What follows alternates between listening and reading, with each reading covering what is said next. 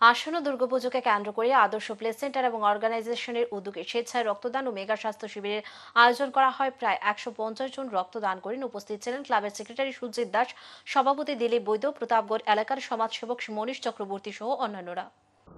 বর্তমান সময়ে ক্লাব সংস্কৃতির ব্যাপক পরিবর্তন সাধন হয়েছে। বিভিন্ন প্রকারের ক্লাব বা পূজা উদ্যোক্তারা পূজা আয়োজনের পাশাপাশি নানান প্রকারের সামাজিক কর্মকাণ্ড সম্পাদন করে থাকেন। এরকমই এক উদ্যোগ পরিলক্ষিত হয়েছে রাজধানী আগরতলার আদর্শ প্লে সেন্টার এবং অর্গানাইজেশনে। পূর্ব নির্ধারিত সিদ্ধান্ত অনুযায়ী আজ সংশ্লিষ্ট উদ্যোক্তারা স্বেচ্ছায় রক্তদান সহ মেঘা স্বাস্থ্য শিবির আয়োজন করেন, যেখানে প্রায় 1.5 শতাধিক মানুষ স্বেচ্ছায় রক্তদানে অংশগ্রহণ করেন বলে ক্লাবের তরফ থেকে দাবি করা হয়েছে।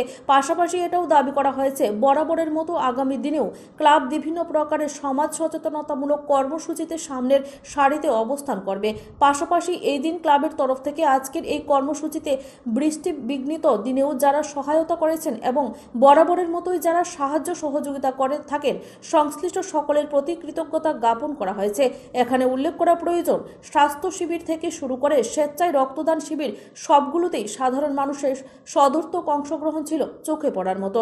আদর্শ প্লে সেন্টার এন্ড অর্গানাইজেশনের উদ্যোগে আসন্ন দুর্গোৎসবকে কেন্দ্র করে এলাকার এবং ক্লাবের সমস্ত বাইরের একদম অক্লান্ত পরিশ্রমের ফলে আমরা বিগত দিন মানে কালকেও একটা মেগা স্বাস্থ্য শিবির করেছি। ওইখানে মূলত আমরা একদম খুব পজিটিভ পেয়েছি। প্রায় 150+ লোক হয়েছে আমাদের এখানে। দুর্গোৎসবকে কেন্দ্র করে আজকে আমাদের স্বেচ্ছায় রক্তদান শিবিরের একটা আয়োজন করেছি আমরা।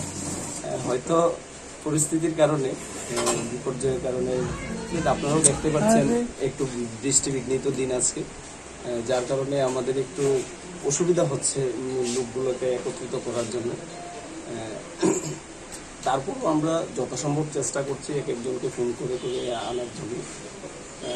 এটুকুই শুধু বলতে পারবো যে রক্তদান ছাড়া আর কি কি কর্মসূচি রয়েছে। গতকাল আমরা স্বাস্থ্য শিবির করেছি। মোটামুটি 150+ লোক হয়েছে আমাদের এখানে।